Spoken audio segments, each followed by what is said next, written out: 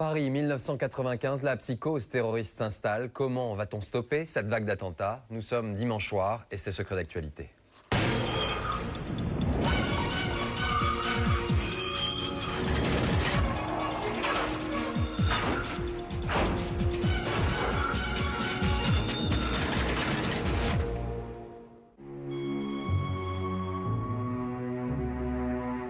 À l'instant même, nous venons d'apprendre qu'une explosion s'est produite à la station de métro Saint-Michel. Je vois des personnes blessées, du sang, de la fumée, mais je suis incapable de réagir. Sur un adhésif, on va retrouver une trace de doigt. Et là, on va nous dire cette trace appartient à M. quelqu'un. Quelqu'un, lui, c'est l'exécutant, c'est celui qui va, si je peux dire, au charbon. Attention! Ok, c'est bon! Ils étaient en état de légitime défense à un moment donné, c'est sûr. Finis-le, c'est un peu trop. Et en tout cas, c'est pas dans la légitime défense.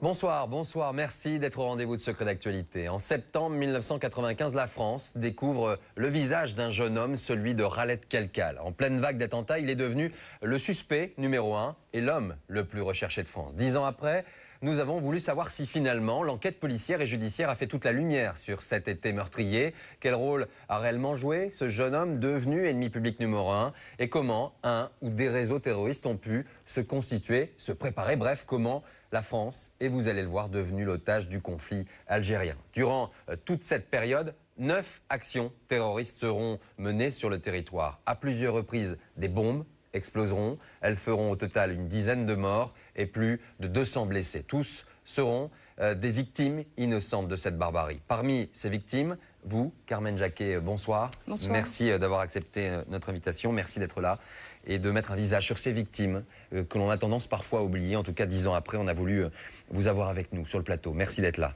Vous étiez donc le 25 juillet 1995 sur le quai de la station RER à Saint-Michel. C'est ça. Oui, j'étais sur le quai du RER, j'attendais tranquillement le RER. Je rentrais chez moi après une journée de stage. Vous aviez 24 ans Oui. à l'époque. Vous avez été blessé au bras. Oui, au bras, à la tête. J'ai une image, la première image en fait, c'est je vois mon bras et puis j'avais une chaîne en or dans la main, ma chaîne, et je comprends pas. Donc dans un premier temps, je pensais que j'étais en train de faire un cauchemar et j'ai crié. Et là, je me suis pas réveillée. Je me suis rendu compte que c'était la réalité et j'ai paniqué. Là, à ce moment-là, j'ai paniqué. Je pense, enfin, dans mon souvenir, je suis partie dans tous les sens. Et quand quelqu'un est venu me chercher, je pense, je sais pas si c'était un pompier ou un policier, il y avait une personne à côté de moi. Et je l'ai agrippé et je lui ai demandé surtout de ne pas me lâcher, de rester avec moi. Donc je pense que j'étais dans un désarroi tel que j'avais besoin de quelqu'un près de moi. Je pensais à ma famille, je pensais à ma mère. Et j'avais besoin de me raccrocher à la vie avec quelqu'un, quoi, en fait. Le pire peut-être aujourd'hui encore, 10 ans après, il y a eu ces blessures physiques. Ouais. C'est cette blessure morale du fait que vous n'ayez pas encore toutes les pièces. Oui, c'était une vraie blessure morale parce que 3 ans, enfin, au départ, je voulais à tout prix savoir. Après, bon, j'ai essayé de me faire à l'idée que je ne saurais pas ce qui s'est passé. Donc, je me suis dit, c'est pas la peine de continuer à chercher. Et 3 ans après l'attentat, les cauchemars sont à nouveau venus me tourmenter la nuit. Je me suis dit que ma mémoire était en train de revenir. Et donc, j'ai eu très peur aussi parce que c'est vrai que de ne pas savoir, ça torture. Mais de savoir et d'avoir vu, ça torture aussi beaucoup les victimes. J'ai eu l'occasion de parler avec des victimes qui m'ont dit, mais tu n'as rien vu, tu n'as pas vu de blessés. C'est bien pour toi parce que nous, on a vu et on s'en remettra jamais. Et ces images, vous ne voulez pas les revoir, vous le refusez. En tout cas, ce soir, vous ne verrez pas le document qu'on va diffuser. On vous l'a bien évidemment raconté, mais vous ne verrez pas ces images. Vous avez dit en préparant cette émission que vous aviez trouvé terriblement injuste de vous retrouver là, à 24 ans, et d'être une victime innocente de quelque chose comme ça? Ben oui, parce qu'en fait, nous étions tous des gens ordinaires qui rentrions chez nous après une journée de travail ou des gens qui revenaient de vacances. Et comme ça, du jour, en l'espace de quelques secondes, les vies sont brisées. Il y a des gens qui s'en remettront jamais. Il y a des gens qui sont plus là. Il y a des gens qui ne sont plus là aussi. Et des gens de mon âge qui ne sont plus là. Et ça m'a beaucoup bouleversée pendant longtemps parce que j'ai développé un sentiment de culpabilité, en fait, d'être en vie, alors que des gens de mon âge étaient partis. Voilà. Alors on va vous retrouver tout à l'heure dans la deuxième partie de l'émission pour nous parler d'aujourd'hui, comment vous vivez les choses aujourd'hui. Juste, est-ce que vous avez cherché à voir ces visages, à savoir qui était derrière tout cela par la suite? Oui, très rapidement. En fait, la nuit que j'ai passée à l'hôpital, j'ai absolument pas dormi parce que j'avais besoin de savoir ce que c'était, parce que je savais pas si c'était un attentat, un accident. Je pense que je ne pensais pas à un attentat, en fait. Et j'ai tout de suite eu besoin d'informations. J'avais dit à mes proches de m'apporter des journaux, de m'apporter la radio, et ce qu'ils ont refusé de faire pour me protéger. Mais c'est vrai que très vite, j'ai eu besoin de savoir qui, pourquoi, comment. Et parce que moi, j'ai eu cette réflexion très rapidement en indiquant que mon pays était en guerre et je ne le savais pas, en fait. Voilà. Alors qui, pourquoi, comment? Vous venez de le dire, 10 ans après, c'est ce qu'on va tenter de comprendre, nous, pour les téléspectateurs, de savoir ce qu'il s'est réellement passé. Retour à l'été 95, comment la psychose s'est installée en France, comment un jeune homme de la banlieue lyonnaise a sombré dans l'action terroriste. Enfin, l'enquête a-t-elle levé toutes les zones d'ombre qui entourent cette vague d'attentats meurtrières? Document signé ce soir Sophie Le Gall, Mathieu Lair et Pascal Crampon. 11 juillet 1995, en plein cœur de Paris, un homme vient d'être assassiné. Il s'agit de l'imam Sahraoui, abattu dans sa mosquée à la fin de la prière. Les policiers pensent alors à un simple règlement de compte entre islamistes. En fait, il s'agit de la première victime d'une des vagues d'attentats les plus meurtrières qu'ait connue la France, celle de l'été 95. Certes, on ne le savait pas sur le moment, mais le coup d'envoi a été, en quelque sorte, l'assassinat du cheikh Sahraoui. Une action terroriste qui s'est déroulée, en réalité, dans un laps de temps très court. Et l'été 95, on pourrait dire, ça a été l'été meurtrier. L'attentat de Villeurbanne, les policiers... Nouvel attentat à Paris, place de l'Étoile. On apprend à l'instant qu'une charge explosive contenue dans un colis suspect... Attentat au cœur de Paris, cet après-midi à la station Saint-Michel. Il y avait une bombe sur la voie du TGV Lyon-Paris. Les Parisiennes et les Parisiens soient vigilants et s'ils voient quelque chose d'anormal, ils doivent le signaler au commissariat de leur quartier. On est en guerre. C'est la guerre des temps modernes. Et je peux vous dire que le gouvernement est déterminé. Les gens n'osent plus aller au spectacle, ils n'osent plus aller au restaurant, ils n'osent plus prendre le métro. Ceux qui vont travailler, qui sont obligés de le prendre, ils vont en tremblant. Enfin, il y a un impact énorme. Celui qui incarne cette vague d'attentats, Khaled Kelkal, âgé de 24 ans, sera traqué durant plusieurs semaines par toutes les polices. Il veut commettre le djihad en France tel que on le lui a dit, parce qu'il a été choisi.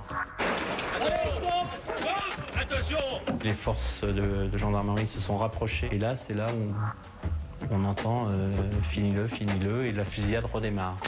Ok, c'est bon. Est-ce que c'était un ordre de commandement, finis-le, ou est-ce que c'était, dans l'action, une phrase qui a été prononcée? Nous allons vous raconter le parcours de ce jeune de banlieue, recruté pour terroriser la France.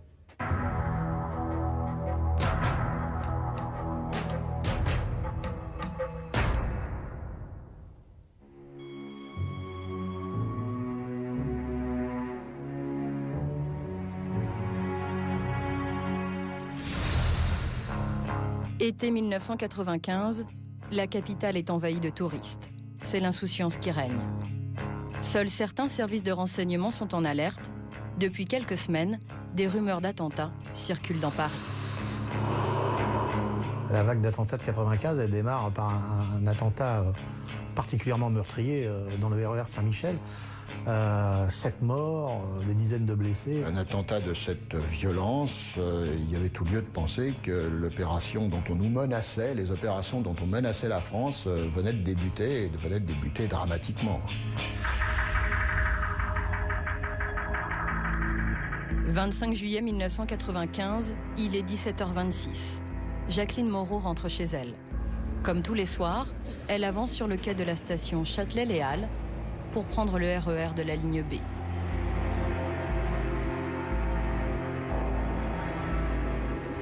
Je suis montée dans la station Châtelet et je me suis assise et je me suis mis à lire.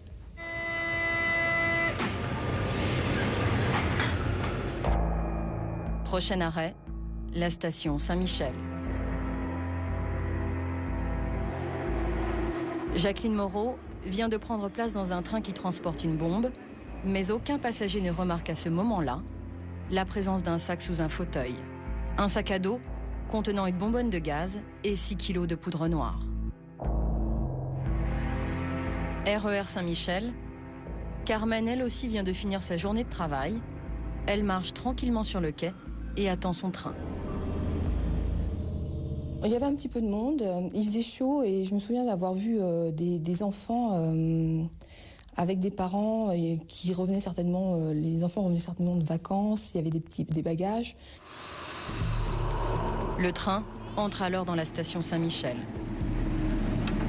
C'était l'heure où il y a du monde, c'était l'heure où c'était le plus dangereux.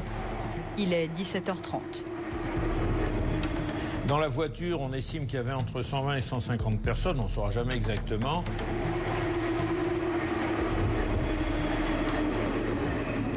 Le train poursuit sa course lorsque la bombe explose.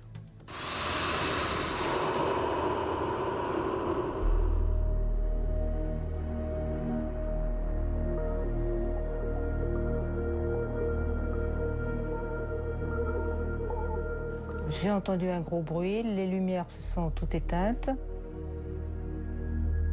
Je reçois la porte de communication sur le dos. Je me souviens de gens qui courent partout, de fumée. Je me souviens avoir eu très peur de la fumée, d'être intoxiquée. Et dans ma tête, je me dis, il faut que je sorte de là. Je pensais que j'étais en train de faire un cauchemar. Et j'ai vu mon bras qui était blessé. Et là, j'ai crié. J'entends les gens qui crient et qui évacuent le wagon par les fenêtres parce que les portes sont bloquées.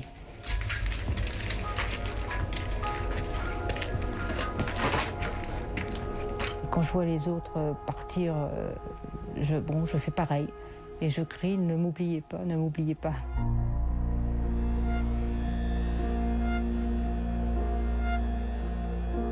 Une femme m'a raconté par la suite en fait qu'elle voyait les gens arriver un petit peu comme des zombies, le regard complètement hagard, et elle m'a vu arriver comme ça.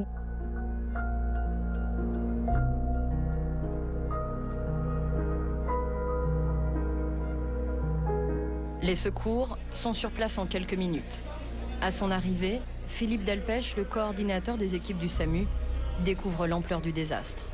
J'ai simplement pénétré dans le wagon quelques dizaines de secondes, on va dire, le temps de compter le nombre de corps sans vie. Et très rapidement, j'ai pu constater qu'il y avait effectivement 3 morts et une petite quinzaine de blessés graves. Ce sont précisément ces blessés graves que les médecins du SAMU tentent de réanimer sur le quai de la station Saint-Michel avant de les évacuer vers les hôpitaux.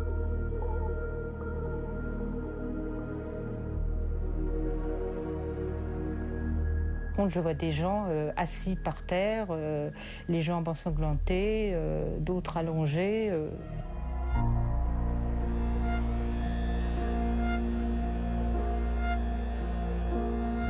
Moi j'ai vu une personne qu'on était en train d'essayer de ranimer.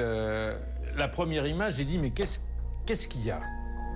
Je voyais même plus que c'était un corps humain, voyez-vous, alors qu'en fait c'était bien un corps humain, mais c'était tellement inimaginable que il m'a fallu peut-être 1 seconde ou 2 secondes pour me dire, mais oui, c'est bien une dame qu'on est en train d'essayer de sauver.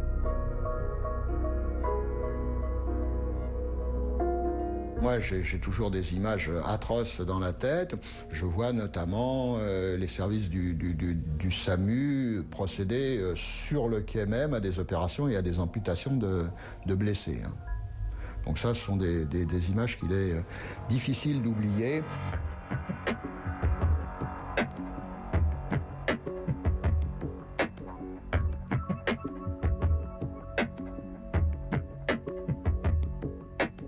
En surface, énormément de blessés légers erraient un peu sur les quais Saint-Michel, et j'ai demandé à un officier de police de réquisitionner un café de manière à rassembler toutes les victimes qui pouvaient être trouvées dans les environs immédiats. Un hôpital de campagne s'improvise, le plan rouge est déclenché, les blessés sont soignés par ordre de priorité, les plus graves sont aussitôt évacués par hélicoptère vers les hôpitaux les plus proches.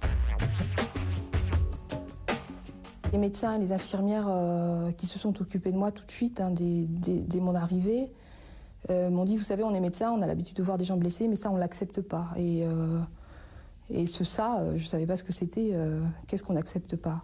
Et je pense que c'est là qu'on m'a certainement dit que c'était un attentat. Un attentat en plein cœur de Paris, faisant 8 morts et 114 blessés. Jacques Chirac, président de la République, et Alain Juppé, Premier ministre, se doivent de réagir vite.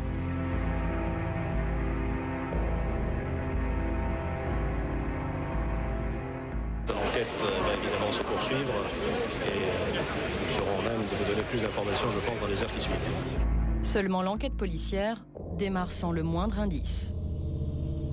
Il y a tout d'abord un doute, car d'une part, il n'y a aucune revendication et la facture de la charge explosive n'est pas encore connue. 2 pistes offraient à nous. La piste serbe, extrême droite très radicale. On était à ce moment-là également dans une situation assez tendue en relation avec la Bosnie. Ou la piste algérienne. Mais rien ne pouvait confirmer ni l'une ni l'autre. On était au début d'une série d'actions. Les policiers sont tellement désorientés que Jean-Louis Debré, ministre de l'Intérieur, décide dès le lendemain de faire appel aux Français.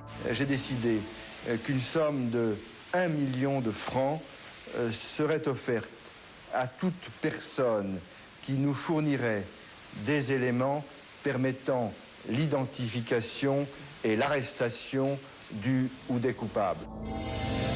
Jean-Louis Debré convoque tous les services de police place Beauvau et même s'il ne dispose d'aucune piste, le ministre veut montrer que les autorités mettent tout en œuvre pour arrêter les coupables. Il réunit bien sûr une réunion de crise et nous demande des orientations de travail. Il veut procéder, si mes souvenirs sont bons, à des interpellations immédiates.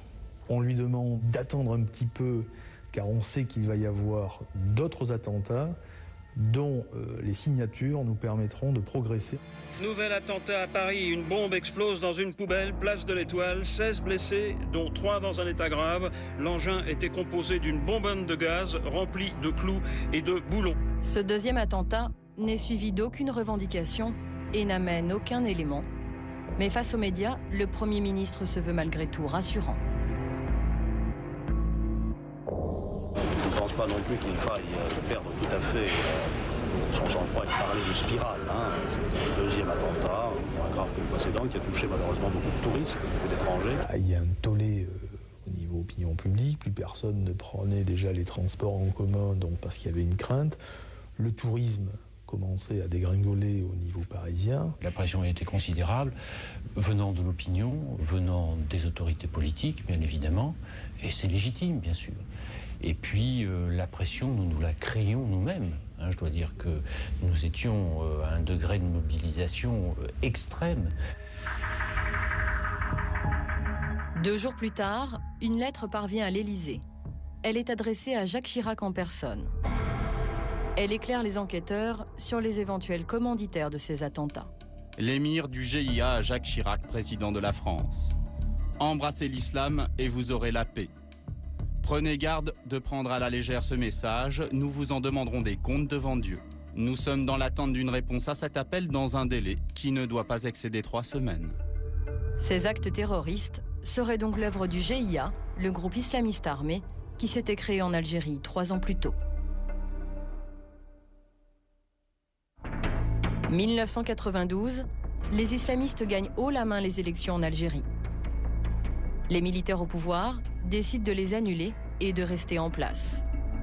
Le GIA apparaît alors et va mener une lutte sans merci contre les autorités. L'Algérie sombre dans la guerre civile. Une guerre civile qui ne va pas tarder à s'exporter sur le territoire français. À l'époque, c'était le GIA qui avait décidé de punir la France pour sa participation, enfin en tous les cas son appui au gouvernement algérien. L'explication est plausible, mais des éléments troublent certains magistrats antiterroristes comme Patrick Lalande. D'autres écrits signés du GIA parviennent au procureur et le style et les tournures sont si différents qu'il se demande qui en sont les vrais auteurs.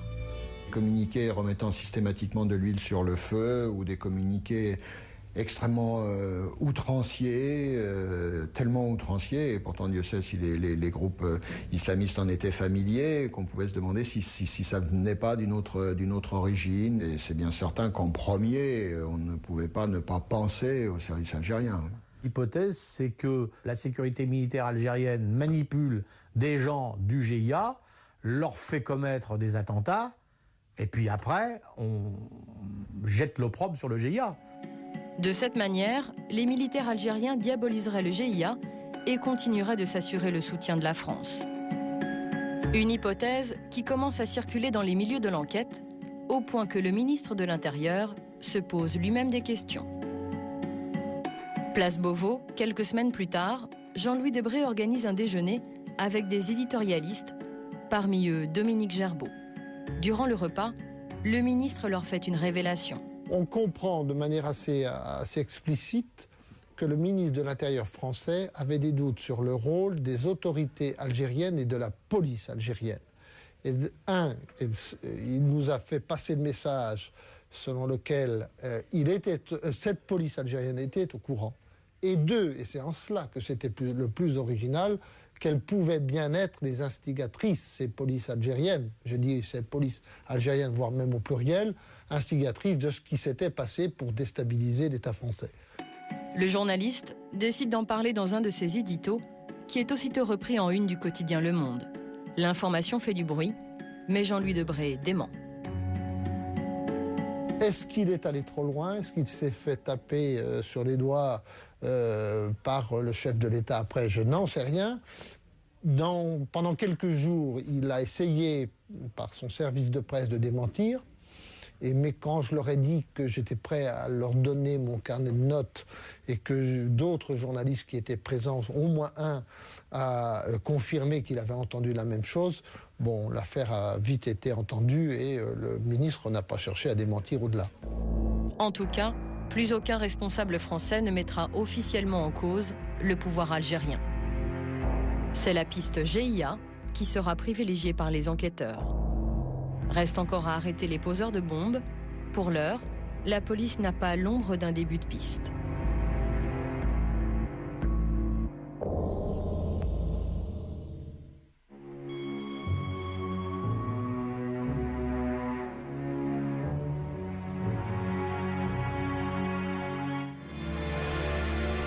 Fin août, début septembre, la série noire continue.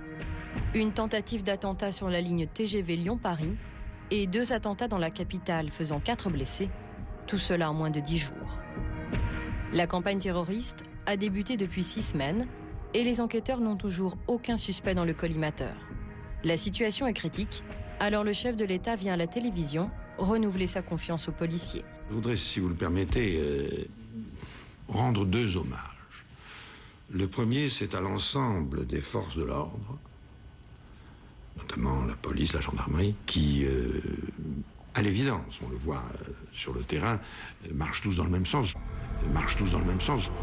Contrairement à ce que dit Jacques Chirac, un service de police ne va pas coopérer, au point de tenir secret une information capitale pour l'enquête. Une fois de plus, un service de police veut essayer de se garder éventuellement la primeur de l'interpellation et même de l'enquête. 5 septembre 1995, la police scientifique fait une trouvaille déterminante. Sur la bombe de la ligne TGV Lyon-Paris qui n'a pas explosé, une empreinte est retrouvée. L'indice prépondérant à un moment donné, c'est l'empreinte de quelqu'un. C'est quelqu'un qui était allé en prison, c'est pour ça que son empreinte digitale était connue. Pourquoi? Parce qu'il avait volé des voitures, fait des trafics de fourrure, me semble-t-il, de mémoire, des trafics divers. La 6e section de la PJ, en charge de l'antiterrorisme, en est informée. Mais au lieu de diffuser immédiatement l'identité de ce délinquant lyonnais, elle reste dans un cercle restreint. Mais ils avaient gardé ça pour eux, sous couvert d'un haut fonctionnaire de la police nationale, donc au minimum un directeur au ministère de l'Intérieur, et d'un des magistrats antiterroristes. Il y a 3 personnes qui savent qu'il faudrait aller le chercher. Et qui ne communiquent pas ça aux autres services. Donc les autres services, ils ne savent pas, donc ils ne peuvent pas aller le chercher. Point barre. Pour Claude Guéant, alors directeur général de la police nationale, il s'agissait en fait d'une stratégie mûrement réfléchie. Le choix a été fait de façon délibérée. Je l'ai proposé personnellement et je l'assume complètement au ministre de l'Intérieur parce qu'il nous semblait qu'il était indispensable de rassembler le maximum d'éléments de certitude sur les interpellations à conduire. Nous ne pouvions pas lancer des opérations à la sauvette et donc à l'aveuglette en risquant que les responsables, les coupables informés s'éloignent, disparaissent dans la nature. Seulement le surlendemain, une école juive de la banlieue lyonnaise est la cible d'un attentat. Bilan 14 blessés. Quelques minutes près, on aurait pu avoir un drame encore plus épouvantable. Par chance, la bombe a explosé avant la sortie des classes. Si la sonnerie de l'école n'avait pas retardé de quelques minutes, l'attentat aurait pu être meurtrier. Se pose alors la question, la diffusion de la photo de Khaled Kelkal aurait-elle pu empêcher ce 7e acte terroriste?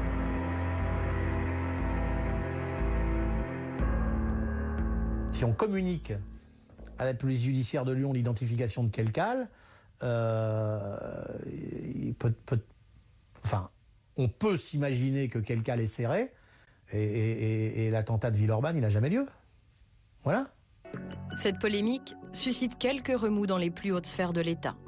Jacques Chirac, qui félicitait 5 jours plus tôt les services de police, décide publiquement de les rappeler à l'ordre. Nous ne gagnerions pas, permettez-moi le mot, cette guerre contre ces terroristes, sans qu'il y ait une parfaite harmonie, une parfaite cohérence de notre action. Et que par conséquent, les querelles traditionnelles de chapelle que l'on peut voir ici ou là, et que l'on... Vous les avez vus, ces querelles s'installer là. Tout ça, ça fait un peu désordre. Est-ce qu'il y a cette organisation que vous souhaitez? Est-ce que vous êtes pleinement satisfait? Comme vous le dites, ça fait un peu désordre. Bon, je crois que le coup de gueule était nécessaire. Il a été reçu 5-5 fort éclair et il n'y a eu aucun problème par la suite. Là, il aura fallu que ce soit Jacques Chirac lui-même qui dise bon, allez, ça fait un peu désordre, etc. Bon, ben voilà, ça prouve que personne en dessous de lui n'avait encore pris cette initiative. L'identité de Khaled Kelkal ne peut plus rester secrète. Son avis de recherche est placardé sur tous les murs de France.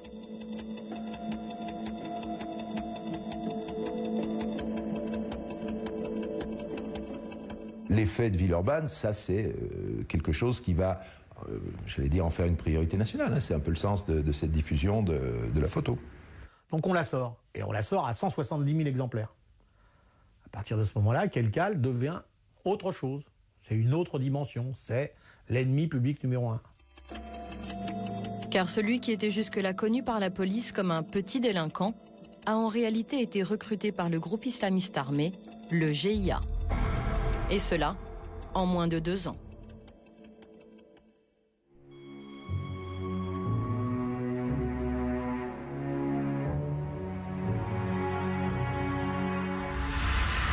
Rien ne prédestinait Khaled Kelkal, âgé de 24 ans, à devenir l'homme le plus recherché de France. C'était quelqu'un de très calme, c'était quelqu'un de très doux. À un moment de sa vie, il y a eu une cassure, et puis que d'autres, venus d'ailleurs, l'ont manipulé à leur guise. Cette exclusion, cette révolte s'est traduite par des attentats. Il a basculé dans la violence.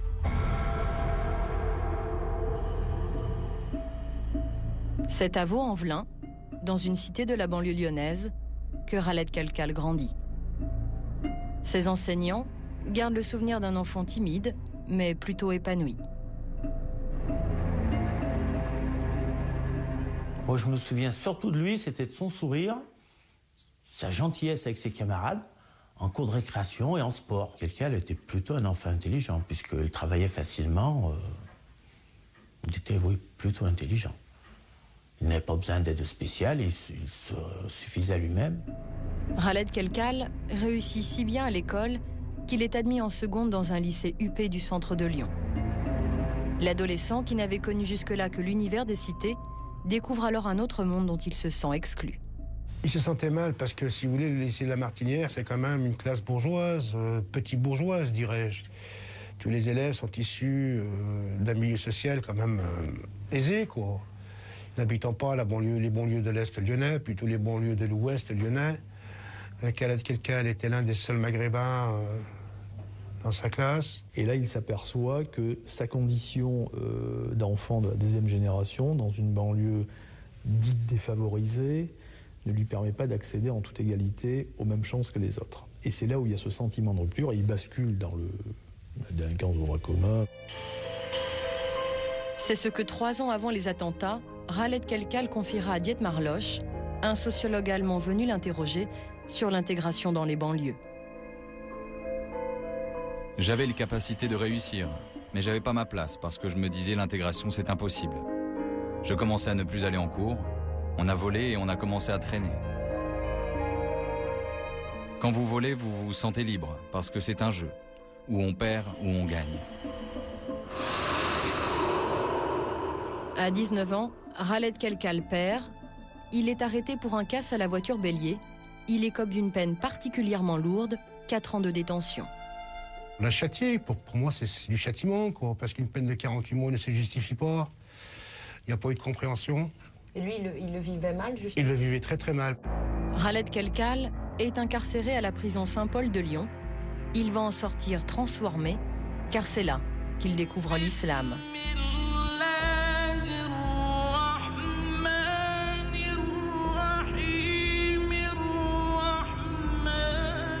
Ahmed était détenu dans le même bâtiment que Khaled Kelkal. Il se souvient à l'époque de l'ambiance très religieuse qui y régnait. Tout le monde, je veux dire, a connu ces cassettes un petit peu qui circulaient, tous ces bouquins qui circulaient, tous ces postes cassettes en 91, 92 qui étaient mis donc aux fenêtres des cellules à Font-les-Ouates, et puis avec des prêches venant du Moyen-Orient, d'Afghanistan. Voici ce que Khaled Kelkal raconte aux sociologues sur son apprentissage de l'islam en prison. J'étais avec un musulman en cellule. Là, j'ai appris l'arabe, j'ai bien appris ma religion, l'islam. J'ai appris une grande ouverture d'esprit en connaissant l'islam. C'était pas un radical né, mais quand vous vivez avec des gens 24 heures sur 24, ça discute du matin au soir que de ces sujets-là, donc c'est un petit peu un lavage de cerveau, quoi. Donc il est mûr pour passer à l'acte dès sa sortie de prison. En 1992, Khaled Kelkal retourne dans sa cité. Il fréquente alors les milieux religieux. C'est là qu'il est approché par un recruteur de la cause islamiste algérienne. Voyant ce jeune paumé un potentiel, l'homme décide d'envoyer Khaled Kelkal à Bruxelles pour le présenter au chef du GIA en Europe, un certain Ali Touchent. Ali Touchent va tout de suite considérer que Kelkal, et ça fait Bourada qui le dit, il va considérer que Kelkal est quelqu'un qui va pouvoir utiliser mieux que les autres. Il est plus professionnel peut-être. Voilà, je pense qu'il le considère comme quelqu'un de plus professionnel. Ali Touchent veut le tester. Il confie alors à Khaled Kelkal plusieurs missions délicates dans son pays d'origine.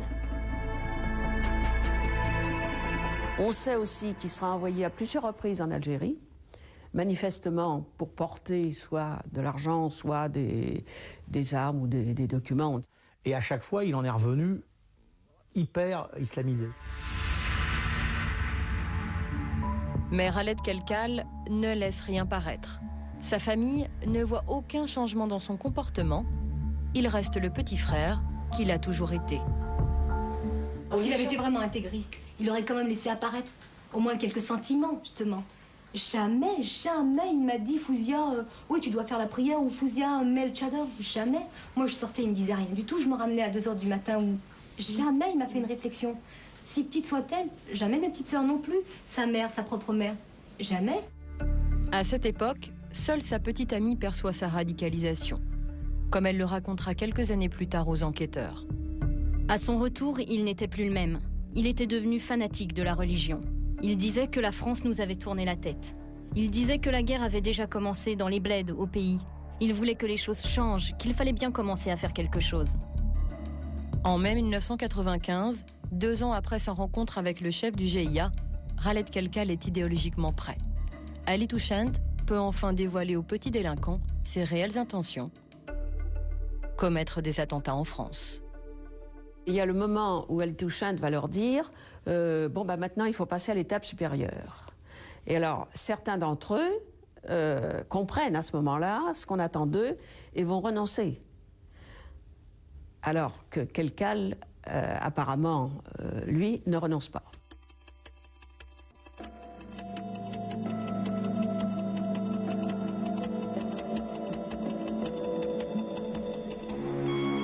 Fin septembre 1995, cela fait maintenant 3 semaines que toutes les polices sont aux trousses du fugitif. Les fausses pistes se multiplient. Madame, monsieur, bonsoir. Peut-être une nouvelle piste dans l'enquête sur les attentats en France. Khaled Kelkal, recherché par toutes les polices pour la tentative d'attentat du TGV Lyon-Paris, a été filmé par une caméra de surveillance dans un magasin parisien. Nouvelle perquisition policière dans les milieux islamistes en région parisienne, mais aussi à Grenoble, où les policiers sont toujours sur les traces de Khaled Kelkal. L'homme semble insaisissable. En fait, il est caché à moins de 15 km de Lyon, au col de Malval, une forêt bien connue des promeneurs du dimanche.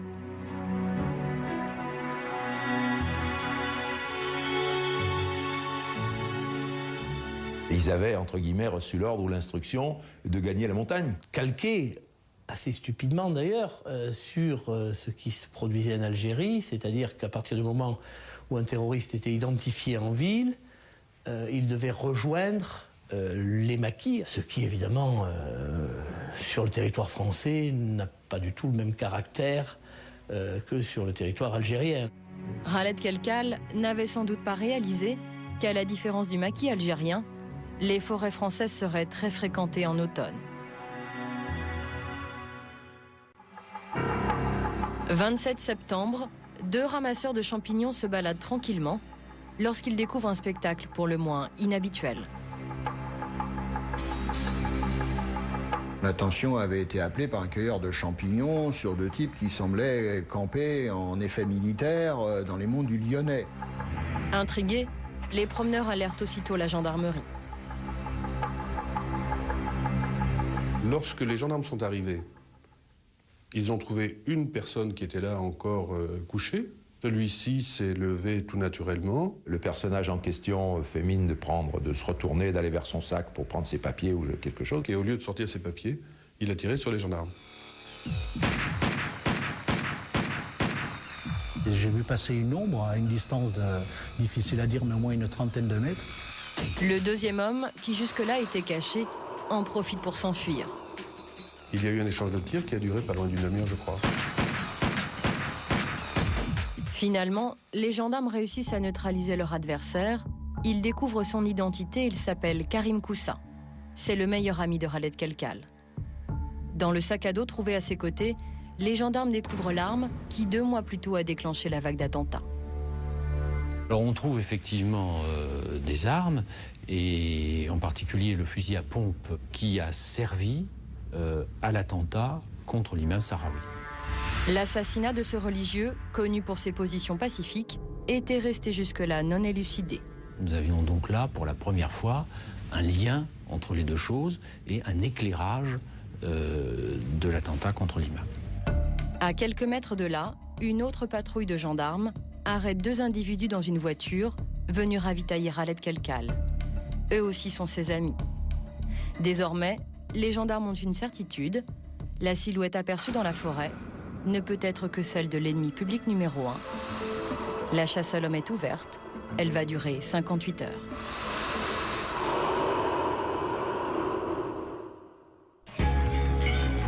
En très peu de temps, un périmètre de sécurité se met en place.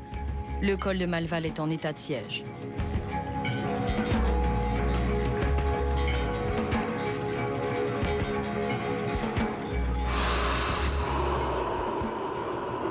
Un dispositif de guerre, hein, avec énormément d'effectifs, du gros matériel, du matériel lourd, des patrouilles, des chiens, sans doute des repérages par hélicoptère, voire par avion.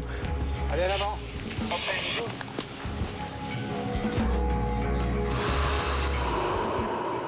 Et alors là, battu monstre, 800 gendarmes et flics sur le terrain. Enfin, il y avait du monde vraiment de partout et on voyait arriver des convois sans arrêt.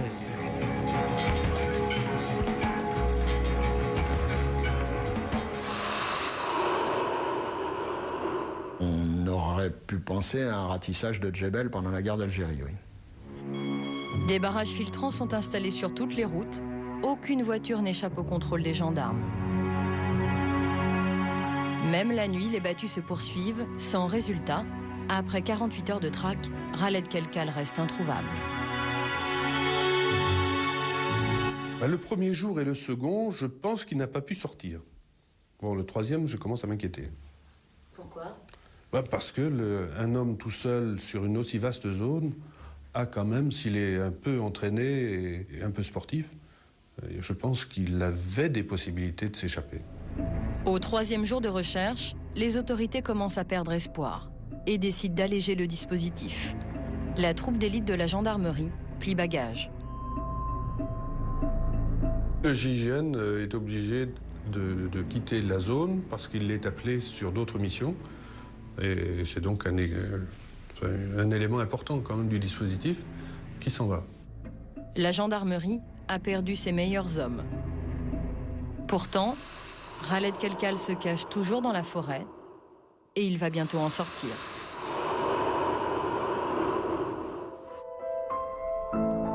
Quelques heures plus tard, la démobilisation se fait aussi sentir chez les journalistes.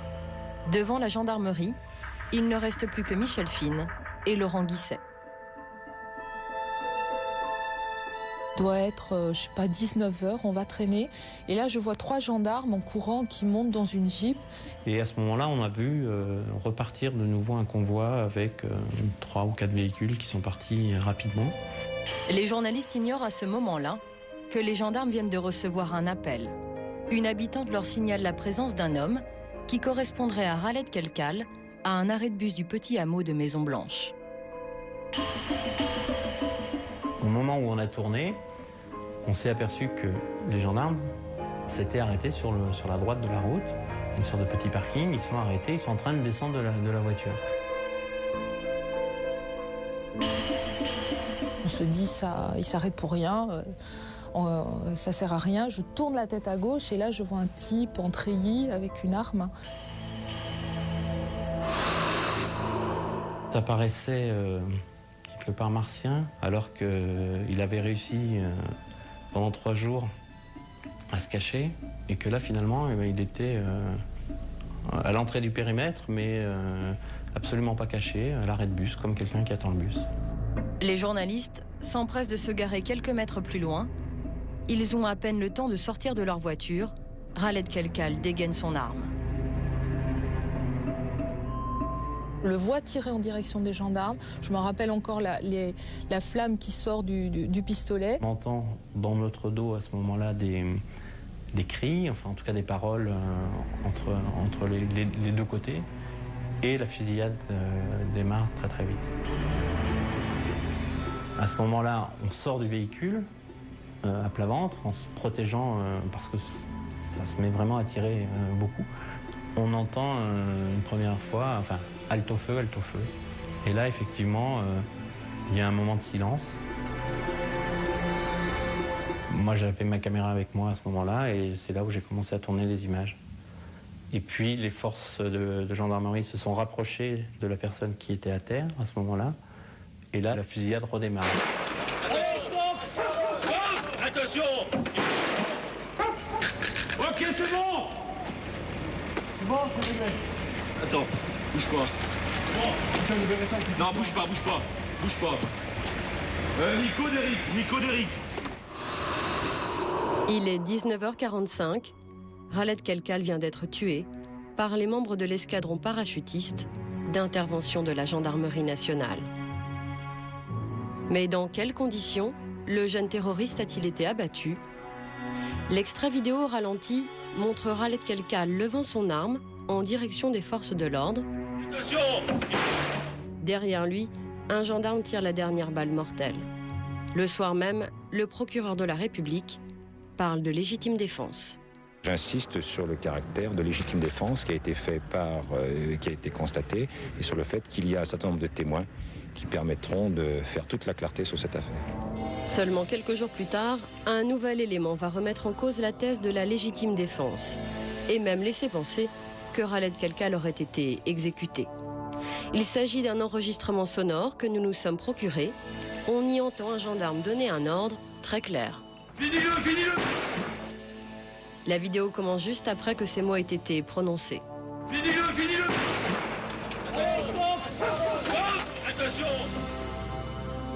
Ainsi, ces quelques mots prononcés avant que Khaled Kelkal brandisse une dernière fois son arme vont laisser penser que le gendarme n'aurait pas tiré parce qu'il se sentait menacé, mais parce qu'il exécutait un ordre qui venait de lui être donné.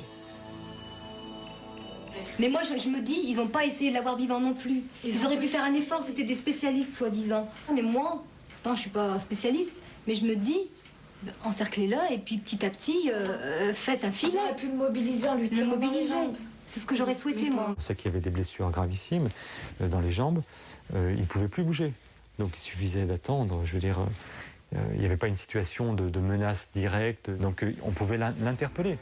Une hypothèse plausible à la lecture du rapport d'autopsie que nous nous sommes procurés. Le corps de Khaled Kelkal est criblé de 15 impacts de balles, aucun dans des centres vitaux.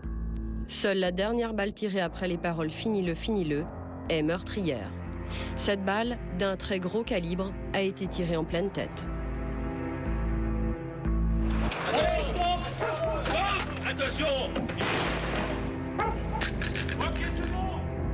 Les gendarmes avaient-ils reçu l'ordre d'éliminer Khaled Kelkal ou l'ont-ils tué sous le coup de la panique, dans le feu de l'action? Le général Laurent, qui commandait les opérations, est catégorique. Il ne s'agissait en aucun cas d'un ordre de commandement. Il n'était pas question d'abattre Kelkal. À aucun moment il n'a été envisagé de le faire. À aucun moment une mission de cet ordre n'a été confiée à quiconque. Il ne s'agit pas, en aucun cas, dans nos missions habituelles, de tuer d'assassiner en quelque sorte. Bien sûr que c'est quelque chose qui ne peut être que prononcé dans le feu de l'action. Naturellement. Sauf que là, il y avait des journalistes pour l'enregistrer. Ça fait un peu désordre. L'escadron de parachutistes qui est intervenu sur place est alors mis en cause. Ces militaires sont rarement habilités à gérer seuls ce type de mission sensible. C'est vrai que l'unité qui était présente au moment de la tentative d'interpellation de Kelkal n'était pas une unité entraînée à la gestion des situations délicates. Ce n'est pas des services de gendarmerie qui ont pour objectif l'arrestation, hein, ce n'est pas l'objectif premier. En tout cas, ce qui est certain, moi j'en suis absolument convaincu qu'un autre service de police ou de gendarmerie, les choses ne seraient pas passées là. À la polémique médiatique du moment, voici comment le gouvernement et son Premier ministre Alain Juppé répondent.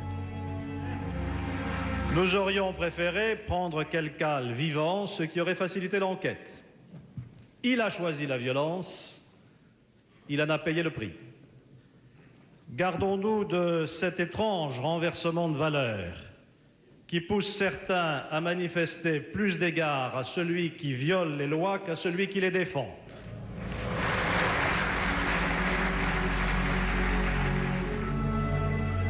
Mais pour les terroristes, leur frère Khaled Kelkal est mort en martyr.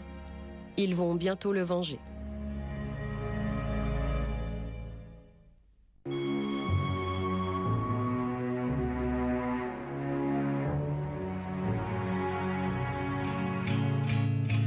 « 6 octobre 1995, Khaled Kelkal est enterré dans un cimetière de la banlieue lyonnaise. Au même moment à Paris, une bombe explose à proximité du métro Maison-Blanche. L'attentat fait 3 blessés. Le lieu n'a pas été choisi par hasard, mais en référence au village où Khaled Kelkal a été abattu. Ce nouvel acte terroriste est revendiqué dans un bulletin clandestin du GIA. Khaled Kelkal est tombé en martyr pour que son sang soit une lumière pour tous ceux qui suivent le chemin du djihad. 11 jours plus tard, Paris est de nouveau frappé à la station RER Musée d'Orsay. Le bilan de ce 9e attentat est lourd, 29 blessés. La neutralisation de Khaled Kelkal n'a donc pas permis d'affaiblir le réseau terroriste, en tout cas pas pour l'instant.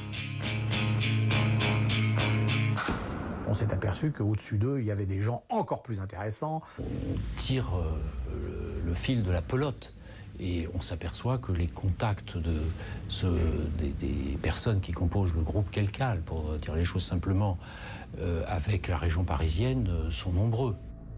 C'est grâce à un numéro de téléphone retrouvé sur Khaled Kelkal que les policiers vont réussir à démanteler le réseau. Il s'agit des coordonnées d'un ami du jeune terroriste.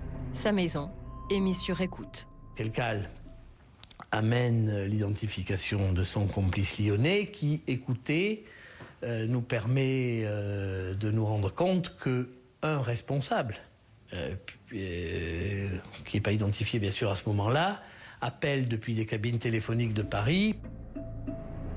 Ces appels proviennent tous de cabines téléphoniques situées dans le 16e arrondissement à Paris. Elles aussi sont mises sous surveillance. Les enquêteurs comprennent alors que c'est un certain Boualem Ben Saïd, un Algérien spécialement venu en France pour organiser la vague d'attentats, qui utilise les cabines pour passer tous ses ordres.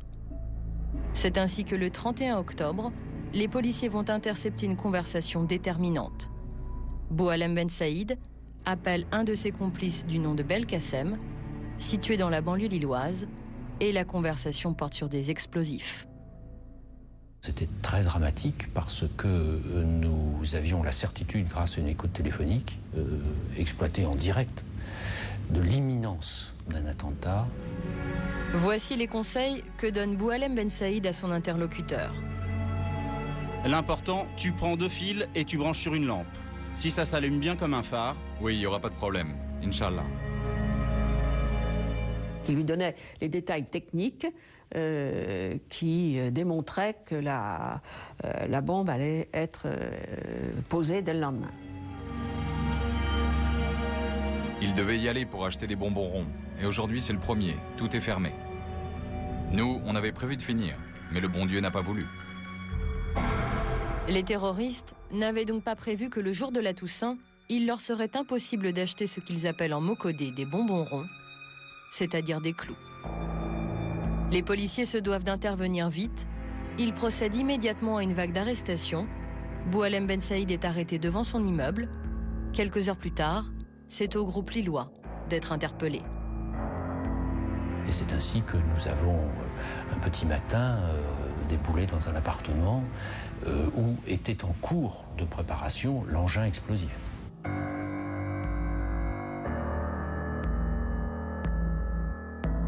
On avait affaire à des engins de confection artisanale. C'était bien sûr de la poudre noire, du chlorate de potassium. C'était les bricolos de l'horreur, comme prévu. Les policiers se félicitent d'avoir déjoué cet attentat qui devait frapper le marché très fréquenté de Ouazem, dans la banlieue lilloise. Seul bémol à ce coup de filet, les enquêteurs n'arrêteront jamais le chef du réseau GIA, Ali Touchent, l'homme qui avait recruté Khaled Kelkal. Du jour au lendemain, la campagne de terreur que subissait la France depuis 3 mois s'arrête. Durant 3 ans, le chef du réseau Ali Touchent demeure introuvable. En 1998, il réapparaît. Les militaires algériens annoncent qu'ils l'ont tué au cours d'une fusillade. Depuis, les 38 autres membres du réseau ont été condamnés par la justice française. Le chef opérationnel, Boualem Ben Saïd, a été reconnu coupable des attentats de Saint-Michel, de Maison-Blanche et d'Orsay. Sur ce dernier attentat, la participation de son second, Aït Ali Belkacem, a elle aussi été reconnue. ils ont été condamnés à la réclusion à perpétuité. Parce que Khaled Kelkal a été abattu, son implication dans la campagne terroriste ne sera jamais vraiment établie, si ce n'est sa participation à l'attentat raté du TGV Lyon-Paris. Khaled Kelkal est mort avec ses secrets. Sa famille n'a jamais porté plainte contre la gendarmerie pour éclaircir les circonstances de la fusillade. Voilà pour cette enquête signée Sophie Le Gall, Mathieu Lair et Pascal Crampon. Ce soir, nous parlons bien sûr des premières victimes de cette folie meurtrière, c'est-à-dire les 10 personnes qui ont perdu la vie, leurs familles et les 200 blessés touchés par ces attentats. On en parle avec vous, Carmen Jacquet, je le rappelle, vous êtes l'une de ces victimes, de ces actes terroristes. Et puis Christophe Deloire, journaliste au Point, auteur des islamistes sont déjà là, chez Albin Michel. On va voir avec vous toute cette partie justement sur ce réseau Kelkal. Carmen Jacquet, vous avez souhaité assister aux 2 procès. Oui, oui, exactement. Souhaitez être présente. Oui, c'était un moment très important parce que c'était une possibilité pour nous, enfin pour moi en tant que victime, de rencontrer mes agresseurs, on va dire. Mettre un visage sur ceux qui vous avez blessés. Oui, mettre un visage et venir leur dire, avoir un droit de réponse en fait, parce que c'est vrai que ce sont des terroristes, ils sont venus, ils ont mis une bombe dans un train, ils sont partis. C'est un acte très lâche en fait, ils n'ont pas vu les... Vous leur avez dit ? Je pense leur avoir dit, et je suis venue aussi leur dire mes souffrances. Et je suis aussi venue leur dire qu'il ne fallait pas inverser les choses. C'est-à-dire que pendant tout le procès, ils se sont portés en victimes du système juridique, du système policier, etc. On avait vraiment l'impression que c'était l'inverse, que nous, partie civile, nous étions les accusés. Et c'était important de venir leur dire ça aussi. Et eux ont eu des mots à votre égard ? Non, non, non, pas de mots. Pas d'excuses, pas de pardon. Il n'y a ni de pardon, mais il y a eu beaucoup, enfin, pour nous en tant que victimes, on a ressenti beaucoup d'arrogance à notre égard en plus. Alors, mettre un visage sur les auteurs de ces attentats et également rencontrer d'autres victimes. Oui, c'est vrai que pendant le procès, en fait, il y avait un lien beaucoup plus fort parce que nous avons pu... par petits groupes, spontanément raconter nos histoires personnelles et ensuite se soutenir tout au long du procès parce que c'était très difficile d'arriver le matin au procès, on avait tous beaucoup d'angoisse et puis les uns craquaient après les autres, pas au même moment, donc il y avait une espèce de soutien collectif qui était nécessaire parce que nos nerfs lâchaient au fur et à mesure du procès et au fur et à mesure de l'attitude aussi des 2 accusés. En fait. Carmen Jacquet, est-ce que malgré ces aides psychologiques, malgré ces rencontres, aujourd'hui, on peut dire que vous pouvez avoir oublié, non? Non, je ne peux pas avoir oublié. De toute façon, on ne peut pas oublier ce drame. Et il faut apprendre à vivre avec parce que... et à l'accepter. Moi, au départ, j'ai refusé de l'accepter. Et très vite, j'ai été très mal dans ma vie personnelle, ma personnalité qui changeait. J'avais des mal avec dans les relations avec les autres. Et je ne pouvais pas continuer à vivre comme ça. J'avais 24 ans, j'avais la vie devant moi. Quoi. Alors, on va en parler. Christophe Deloire, bonsoir. Bonsoir.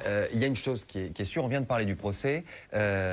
Khaled Kelkal, on l'a vu dans notre enquête, n'était pas le coordinateur des attentats et de cette vague d'attentats. Il manquait un homme dans le box des accusés. Cet homme, c'est Ali Touchent.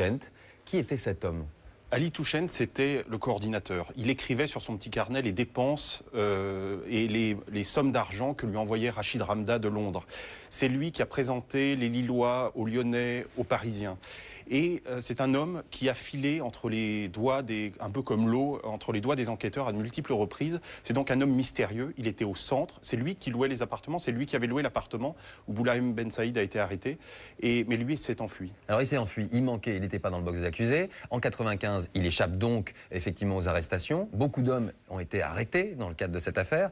Et pourtant, il était connu des services de police depuis 93.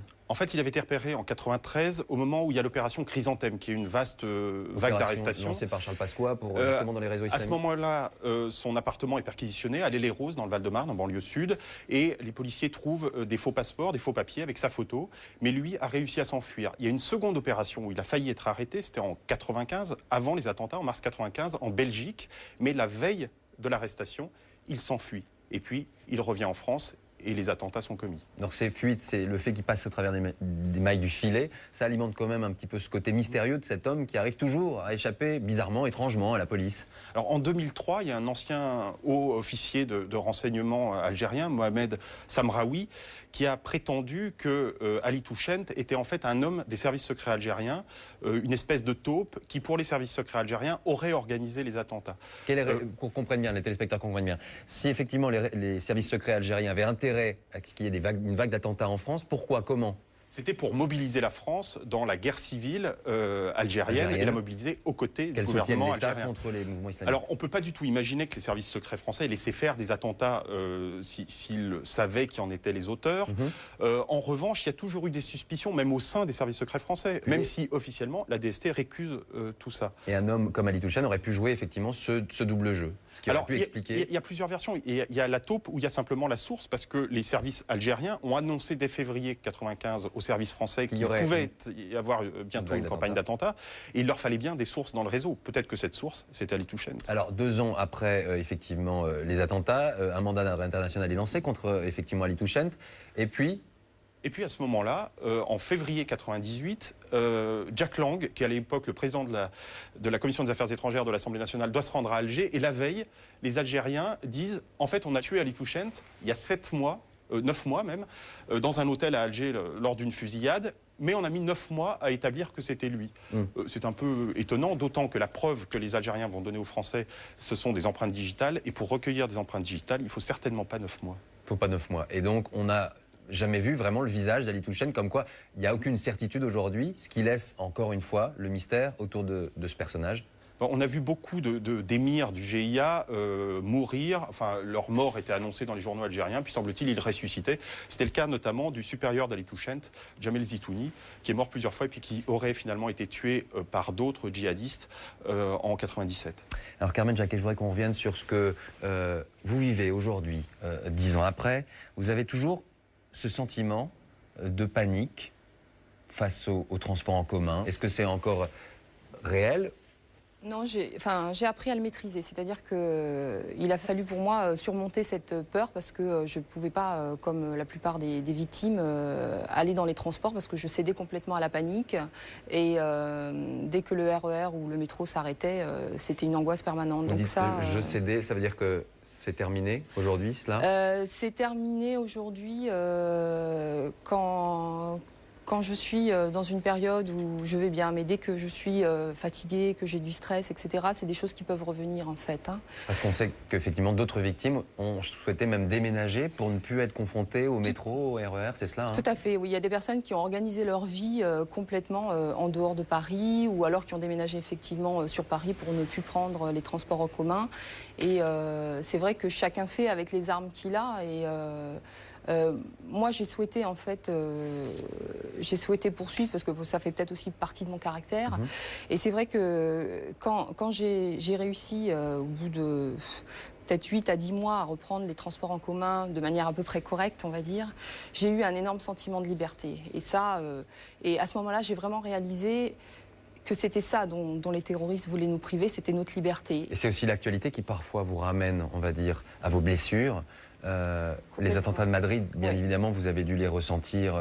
Les attentats de Madrid ont été terribles pour moi parce que, bon, déjà, c'était un petit peu les mêmes conditions. Ensuite, j'ai vraiment cédé à la panique, c'est-à-dire que pour la première fois depuis des années, je peux le dire, je n'ai pas voulu reprendre les transports.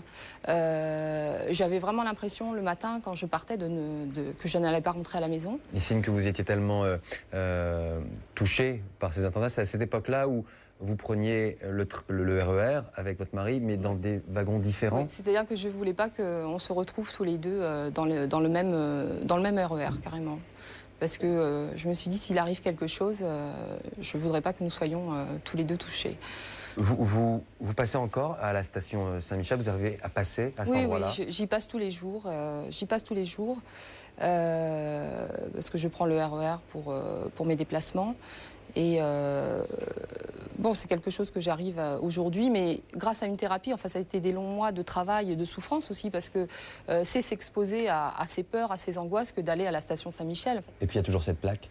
Et il y a cette plaque, symbolique. Oui, elle est là et c'est vrai que je la regarde, même quand je passe très furtivement parce que je ne m'arrête pas à Saint-Michel, parce que j'ai pas lieu de m'y arrêter, je la regarde très, très régulièrement et quand il y a une fleur, parfois il y a des fleurs, je me dis tiens, quelqu'un a pensé à nous et à eux, à toutes ces victimes qui ne sont plus là. Bah, c'est à eux aussi effectivement qu'on pensait ce soir avec cette émission. Merci beaucoup Carmen Jacquet, merci Christophe Deloire. Je rappelle votre livre, Les islamistes sont déjà là, aux éditions Albin Michel. Merci à tous ceux qui m'ont aidé à préparer cette émission, Jean-Marie Goua, Grégoire Marcet, Erwan Lelouet, Serge Calfon était à la réalisation. Pour plus d'informations et pour débattre, m6.fr, rubrique secret d'actualité. Bonne soirée et belle semaine à vous. Au revoir.